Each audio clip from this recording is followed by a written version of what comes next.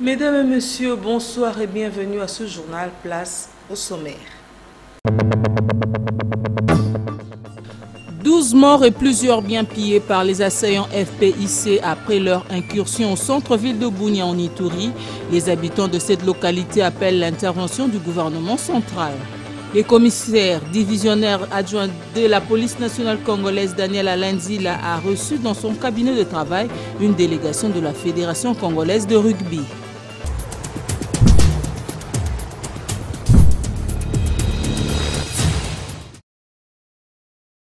Le président de la République du Kenya, Uhuru Kenyatta, est arrivé hier à Kinshasa pour une visite de travail de 48 heures. Le chef de l'État kenyan a été reçu au pied de l'avion par son homologue Félix-Antoine Tshisekedi Tshilombo, qui a fait personnellement le déplacement de l'aéroport international de Njili. Le reportage est signé la presse présidentielle. C'est pour la deuxième fois que le chef de l'État kényan arrive à Kinshasa pour une visite officielle après celle effectuée lors de l'investiture du président Félix-Antoine Tshisekedi Tshilombo en janvier 2019. C'est à 15h40 précise que l'avion transportant Uhuru Kenyatta atterrit à l'aéroport international de Njili. À sa descente d'avion, le président kényan a été chaleureusement accueilli par son homologue congolais. Des chaudes accolades qui traduisent la profondeur des relations d'amitié qui existent entre Kinshasa et Nairobi.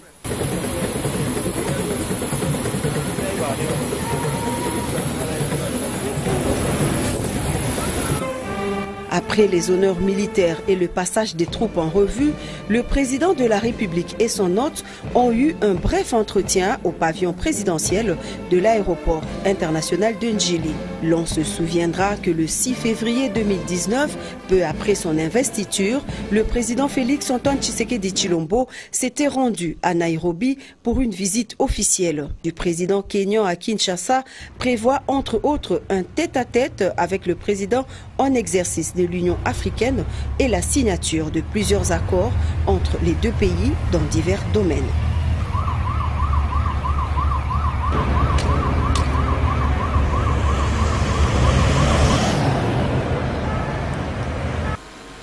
On reste dans le coulisses de la présidence pour vous dire que le président congolais Félix-Antoine Tshisekedi Tshilombo a reçu hier en audience le ministre égyptien des Affaires étrangères, porteur du message du président Al-Sisi. C'était au pavillon présidentiel de l'aéroport international de Njili. Encore une fois, la presse présidentielle. C'est au pavillon présidentiel de l'aéroport international de Njili que le chef de l'État Félix-Antoine Tshisekedi Tshilombo a reçu en audience le ministre égyptien des Affaires étrangères. Le patron de la diplomatie égyptienne, porteur d'un message du président Al-Sisi, est aussi venu solliciter à nouveau l'arbitrage du président en exercice de l'Union africaine dans le dossier du grand barrage d'Éthiopie. La relance des pourparlers entre l'Égypte, l'Éthiopie et le Soudan sur ce grand barrage construit dans le Nil bleu a eu lieu du 4 au 6 avril courant à Kinshasa. Le contenu de ce message est de remercier M. le Président Tshisekedi pour les efforts qu'elle déploie maintenant pour trouver une solution pour la crise des barrages de la Renaissance. L'Égypte attache une grande importance sur l'intervention du président Tshisekedi comme président de l'Union africaine pour trouver une solution, un agrément entre les trois parties qui prendre en considération les intérêts des trois pays. Des pourparlers suspendus qui devraient reprendre incessamment sous le leadership du président en exercice de l'Union africaine, Félix-Antoine Tshisekedi Tshilombo. Les FARDC contrôlent la localité de Niara à plus de 8 km de la ville de Bunia et neutralisent 8 assaillants de la FPC après 30 minutes de combat dans la matinée du mardi 20 avril 2021. Dans leur débandade, ces milices ont tué 10 civils et incendié quelques maisons. Par ailleurs, à Marabo et à Nyakoundé, à plus ou moins 48 km de Bunia dans sa partie sud, les FARDC ont repris le contrôle de la zone. Les autres détails dans cette correspondance du lieutenant Jules Ngongo, qui est le porte-parole de FARDC en Ituri. Suivez. Ce matin, l'armée était en face d'un petit groupe de miliciens FPIC munis des armes de guerre et machettes venus des localités voisines de Chari, précisément à Niara, que l'armée considérait comme population de la communauté Bira, qui s'est surgie contre la population Emma vivant dans la zone. Grâce au rouleau compresseur de forces armées qui a maîtrisé la situation après 30 minutes de combat. Il en est de même de la situation de Marabo et Nyakoundé, où certaines populations de la communauté Bira, munies des armes AK-47 et PKM, ont attaqué simultanément les localités Marabo et Nyakoundé du vendredi 16 au dimanche 18 avril 2021. Avec abnégation, au prix de notre sang, les forces armées de la République démocratique du Congo ont mis en déroute ces inciviques qui cherchaient à tout prix couper la RN27 dans sa partie sud. Nous voulons ici assurer et rassurer toute la population iturienne qu'un dispositif militaire sécuritaire solide et robuste est mis autour de la ville de Bunia qui ne permettra pas à aucun cas à l'ennemi de s'attaquer et fouler ce pied dans la ville de Bunia. Les commandants secteur opérationnel Ituri faisant l'intérim, l'amiral Ejide Ngoy, encourage le vaillant militaire de forces armées pour leur bravoure devant l'ennemi sur tout le front et appelle la population à faire confiance à son armée, la paix et à ses prix. Incursion ce mardi 20 avril 2021 à Chari, à 10 km du centre-ville de Bunia. 12 morts et plusieurs biens pillés par les assaillants FPCI. Les habitants de cette localité appellent l'intervention du gouvernement central pour mettre fin au phénomène groupes armés en province de l'Ituri. Reportage Tony Inzola Messou. 12 morts et plusieurs maisons incendiées, c'est le bilan des attaques ce mardi 20 avril d'un groupe d'assaillants identifié au FPIC à Chari, une localité située à 10 km seulement du centre-ville de Bunia. Situation que décrit un député provincial trouvé sur le lieu. Il y a 12 morts, il y a plusieurs blessés, il y a les vaches pillées. Voilà, c'est une situation et chaque fois nous alertons toujours le pouvoir central qui gère la question sécuritaire de manière principale. Question sécuritaire, une matière qui relève du pouvoir central, a reconnu cet élu provincial. Cependant, la crainte manifestée il y a quelques jours par des analystes finit par se réaliser. Comme je l'avais dit, le moment était très mal choisi pour déstabiliser politiquement la province avec une crise sécuritaire qu'on avait déjà du mal à gérer. Le simple fait de commencer à crier en longueur de journée qu'il n'y a plus de gouverneur en Ituri, qu'il n'y a plus de pouvoir, que le pouvoir est vide, c'est une manière de dire aux rebelles, à tous ces groupes rebelles qui nous entourent, écoutez, venez prendre la ville, venez prendre Bunia, venez devenir des gouverneurs, il n'y a pas de gouverneur. Ces cadres de la Mouka appellent les Ituriens à mettre de côté leurs différends et privilégier l'intérêt supérieur du peuple. Je nous appelle les uns et les autres à mettre d'abord de côté ces guerres politiciennes. On y reviendra un peu plus tard. Il y a une menace de prendre la ville de Bunia. Et ça, nous n'allons pas tolérer. Et si des gens vont continuer, oh marche, quoi, c'est pas le moment, c'est des histoires qui ne nous aideront pas. Battons-nous d'abord pour protéger la ville. Bunia va devenir quelle ville? C'est donc la question qui doit interpeller chaque citoyen iturien en ce moment crucial. Dans plusieurs provinces du pays, la crise semble miner le fonctionnement des institutions politiques. Aux dernières nouvelles, le Sud Kivu et le Kasaï ont parlé d'une guerre sans fin entre les exécutifs provinciaux et les assemblées provinciales. Qu'est-ce qui est à la base de cela? Tentative de réponse dans ce dossier signé Papi Katassi. Le bilan que l'on peut dresser de la décentralisation instaurée en 2007 en RD Congo s'apparente à un parcours empreint d'incertitudes liées notamment à la défaillance de l'État. À la lecture de la loi organique du 7 octobre 2008 portant composition, organisation et fonctionnement des entités territoriales décentralisées et leur rapport avec l'État et les provinces, on voit se succéder la mise en place de 3 niveaux de gouvernance. Premier, le gouvernement central, deuxième, les provinces et troisième, les entités territoriales décentralisées que sont les villes, les communes, les secteurs et les chefferies. Mais la gouvernance de proximité souhaitée et prônée dans les textes législatifs savamment élaborés tarde toujours à se réaliser. La décentralisation est donc restée théorique. Le problème de fond est plutôt structurel et pousse à croire que la gouvernance en RD Congo n'est pas tournée vers le bien-être de la population. Or, la décentralisation ne peut se comprendre que lorsque les acteurs politiques œuvrent pour le bien-être collectif. Comme on peut le constater, partout à travers la RD Congo, on observe une sorte de guéguerre entre les exécutifs provinciaux et les organes délibérants.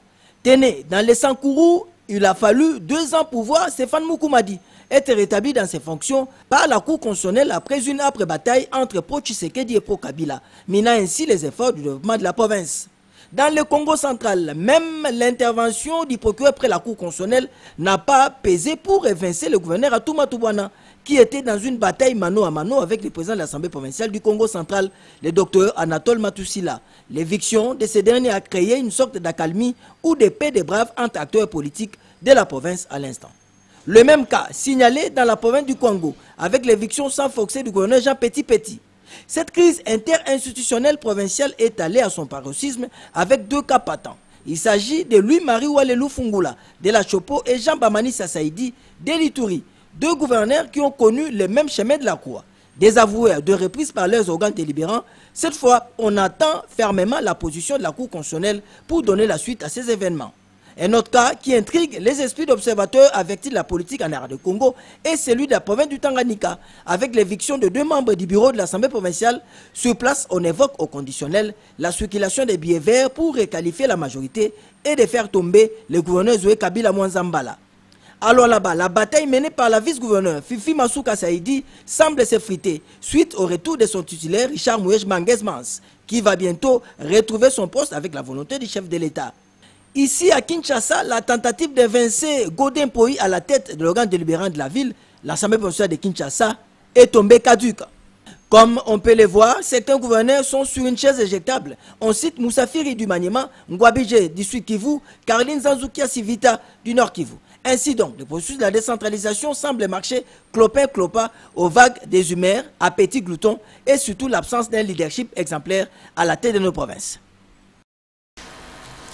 Les phénomènes demi-terrain prennent de plus en plus d'ampleur dans le chef de conducteur. Le constat est fait par Patricia Ndongo dans ce reportage. Dans le but de s'en mettre plein le poche, le chauffeur de taxi procède au phénomène demi-terrain. Une méthode qui consiste à limiter la course à mi-chemin par rapport à l'itinéraire habituel et connu de tous. Ceci dans le but de gagner doublement dans ce qui est prévu pour le même parcours. C'est le cas de conducteurs en provenance de l'avenue de Zuileries qui, au lieu d'aller directement vers la gare centrale, préfèrent s'arrêter à la régie des eaux moyennant 500 francs. Dès là, c'est une autre course jusqu'à la destination à coût de 500 francs. Du coup, pour une course de 500 francs, ces chauffeurs gagnent 1000 francs. D'où le mécontentement des usagers de ce tronçon.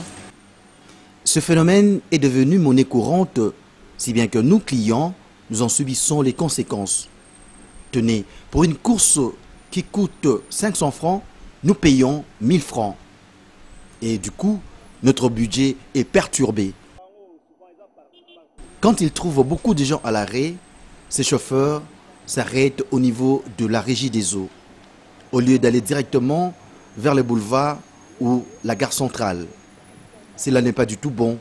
Nous demandons l'implication des autorités compétentes. Nous avons essayé d'avoir les avis de conducteurs, mais vaine a été la conjugaison de nos efforts. Toutefois, les autorités compétentes doivent veiller à faire appliquer le tarif fixé par le service du transport urbain. Dans le cadre de notre rubrique Actualité vue par les autres, aujourd'hui, Esther Badi-Biabia et Damien Maungu ont rencontré Jacques Moulouba, qui est directeur des informations à la chaîne de télévision Groupe L'Avenir. Selon le directeur des informations de la RTGA, l'actualité est dominée par l'arrestation de l'ancien ministre de l'EPST, Willy Bakonga. Suivez. l'actualité reste dominée par la situation au Tchad. Vous avez appris la mort du président Déby.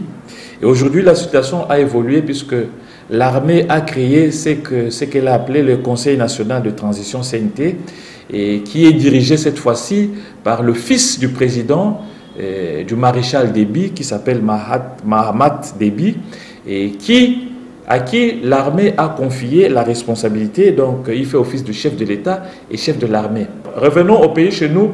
La grande actualité, c'est le ministre d'État en charge de l'EPST, Willy Bakonga, qui a été, passez-moi le terme, arrêté au niveau de Brazzaville. Il avait quitté, il était dans l'avion Air France en destination de la France, et là, il a été...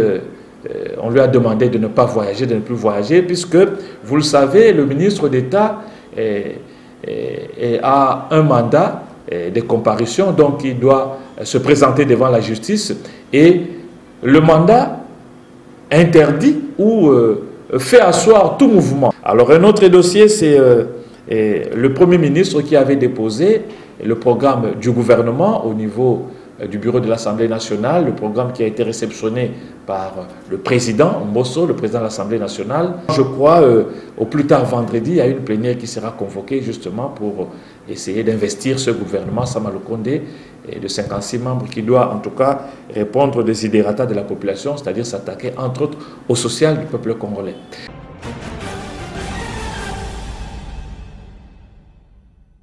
Une note sportive dans ce journal, le général Daniel Alanzila, qui est directeur des affaires sociales à la police nationale congolaise, a accordé une audience au comité de la Fédération congolaise de rugby. C'était le mardi 20 avril 2021 au commissariat général de la police nationale congolaise Damé Maungu et Ndaye Ilambwechi pour la suite.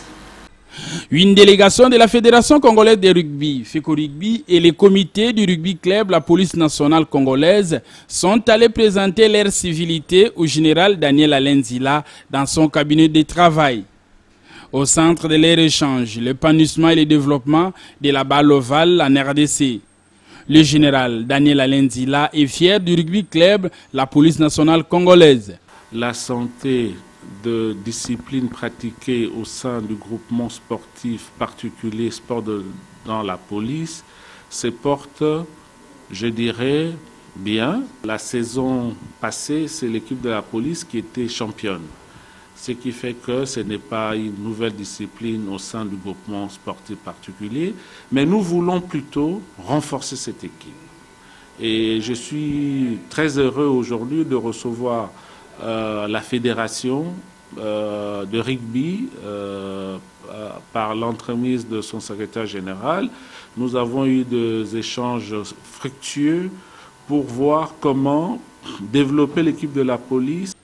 Il a promis de soutenir cette discipline de l'Ovalie. Possibilité d'aider la fédération pour organiser certaines activités du fait que nous avons un terrain qui est adéquat à la pratique du rugby. Nous voulons travailler étroitement avec toutes les disciplines ou toutes les fédérations sportives du fait que nous avons un groupement sportif qui englobe toutes les disciplines. Nous sommes très ouverts. A noter que les Léopards seniors rugby auront désormais comme lieu d'entraînement les terrains de la police nationale congolaise ex-Circo derrière le palais du peuple dans la commune de Lingwala. L'actualité africaine avec nos partenaires de la Voix de l'Amérique. Suivez.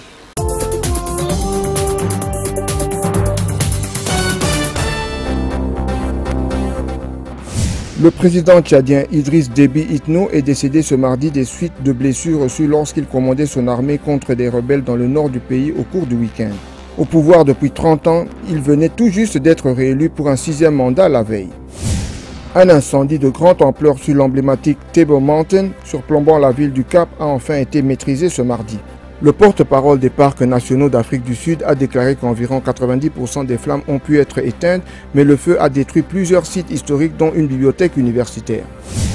En Éthiopie, au moins 15 personnes dont un policier ont péri dans des violences ethniques dans la région d'Amara.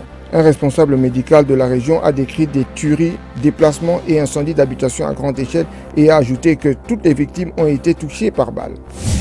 Au Nigeria, une nouvelle attaque s'est produite lorsque des djihadistes présumés du groupe État islamique en Afrique de l'Ouest ont envahi une base militaire dans le nord-est avant d'être bombardés par l'armée de l'air qui a déclaré lundi avoir tué des commandants du groupe.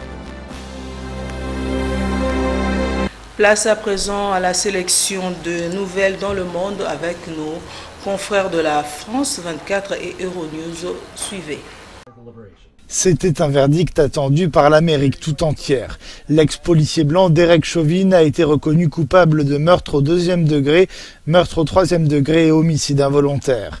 Coupable donc d'avoir tué George Floyd en mai 2020. L'énoncé du verdict a provoqué une explosion de joie devant le tribunal de Minneapolis. Ce meurtre avait suscité de nombreuses manifestations, parfois violentes, dans plusieurs grandes villes. Les jurés ont délibéré pendant 10h30. Le président Biden a annoncé qu'il s'exprimera sur cette affaire dans les heures qui viennent.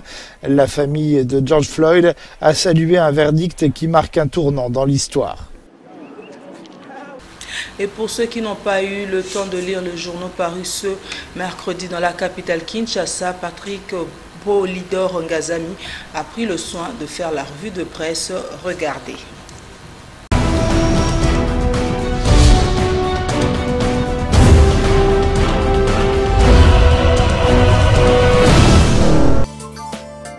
La Cour constitutionnelle de la République démocratique du Congo a un nouveau président, annonce en manchette le journal La République.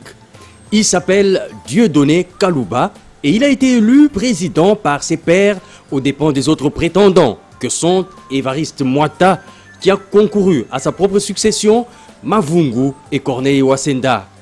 Il compte parmi les 3 nouveaux membres de la Cour constitutionnelle nommés par le président Félix Tshisekedi le 18 juillet 2020 et a bondi sur la scène publique lors du procès dit de 100 jours, ayant concerné principalement l'ancien directeur de cabinet du chef de l'État Vital Kamerhe, précise le journal. Mais l'élection de Dieudonné Kalouba n'a pas fait que des contents. Elle a aussi suscité des réactions négatives, parmi lesquelles celle d'André Mbata, qui s'érige en contestation. En effet, écrit Africa News, le professeur Mbata de l'UDPS ne voit pas de bon œil cette élection. Il crie à l'illégalité et à la violation de l'article 158 de la Constitution et la loi portant organisation et fonctionnement de la Cour constitutionnelle. Tout en félicitant son collègue enseignant de l'université de Kinshasa pour son élection à la tête de cette haute juridiction, écrit Forum des As, le constitutionnaliste Mbata pense que ce vote aurait pu attendre le tirage au sort prévu pour ce mois d'avril par le Parlement.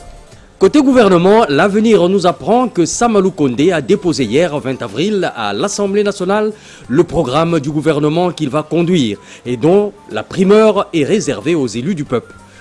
Ce programme, indique le quotidien, a été élaboré en tenant compte de l'article 91 de la Constitution, selon lequel le gouvernement définit, en concertation avec le président de la République, la politique de la nation et en assume la responsabilité. Très prochainement donc, l'équipe Sama sera devant les députés nationaux pour son investiture. Une investiture malheureusement menacée par les députés réunis au sein du collectif des révolutionnaires qui se disent oubliés lors de la formation du gouvernement.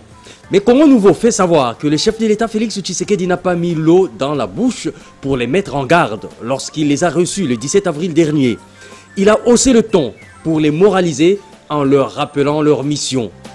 Pour des analystes, écrit le tri-hebdomadaire, les propos durs tenus par le président de la République devraient être considérés comme une menace adressée aux élus du peuple.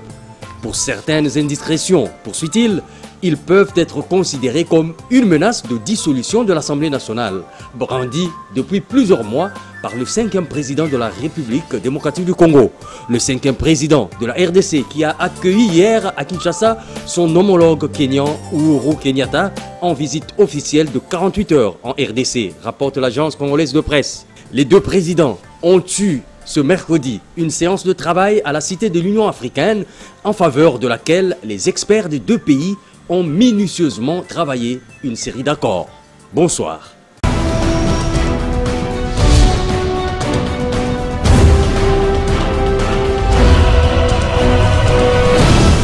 C'est par cet élément que nous mettons un terme à ce journal, mais pour ceux qui ont pris le journal en cours, regardez le rappel de titre.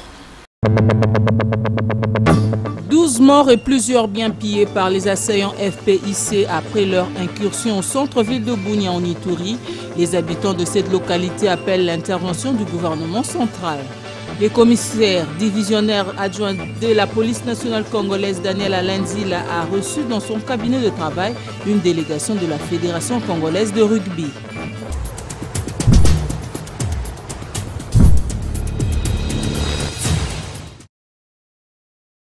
Merci de nous avoir suivis, mesdames et messieurs. Ce journal est terminé. Bonne suite de programme sur la chaîne de référence Antena. Bonsoir.